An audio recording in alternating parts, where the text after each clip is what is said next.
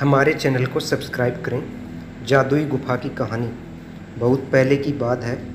Baghdad शहर में दो दोस्त अली और मुनीब रहते थे। अली बहुत गरीब था और किसी के घर बकरियां चराकर अपना गुजारा करता था। वह स्वभाव से बहुत ही ईमानदार और भला इंसान था, जबकि मुनीब अमीर था और स्वभाव से लालची इंसान था। बहुत व्यापार और पैसा होने के बावजूद उसको और पैसा चाहिए था। एक दिन की बात है, अली बकरियां लेकर जंगल में चराने ले गया। वहाँ पर वह थोड़ा आराम करने के लिए बैठ गया तो उसको नींद आ गई। जब वह उठा तो देखा एक बकरी कम है।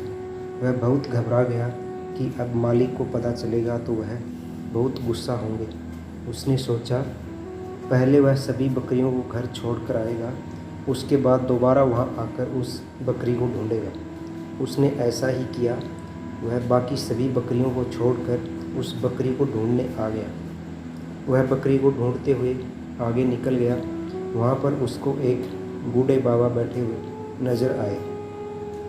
बाबा ने बोला, उसको बहुत भूख लगी है, उसको कुछ खाने को दे दे। उसने 2 दिन से कुछ नहीं खाया। अली के पास केवल थोड़ा ही खाना था जो उसने अपने लिए ले रखा था। यदि वह यह खाना बाबा को देता तो उसे ही भूखा रहना पड़ता, लेकिन उसने वह खाना बूढ़े बाबा को दे दिया। खाना खाकर बाबा ने कहा, तुम्हारी बकरी आगे घाटी की तरफ गई है। अली आगे की तरफ चला गया। जाते जाते रात हो गई। अली को एक गुफा नज़र आई। वह उस गुफा में चला गया। उसने सोचा आज रात इसी में गुजारनी पड़ेगी। वह सोने लगा, लेकिन भूख के कारण उसको नींद भी नहीं आ रही थी। उसने बोला, काश मेरे पास खाना होता। इतना बोलते ही उसके सामने बहुत से शाही पकवान की दावत आ गई। उसे बड़ा अचरज हुआ और उसने वह खाना खा लिया। खाने के बाद जब सोने लगा तो उसको ठंड लगने लगी। उसने बोला, काश मेरे पास एक चादर होती।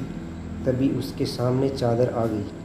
अब वह समझ गया कि यह गुफा जादुई है। उसके बाद वह सो गया।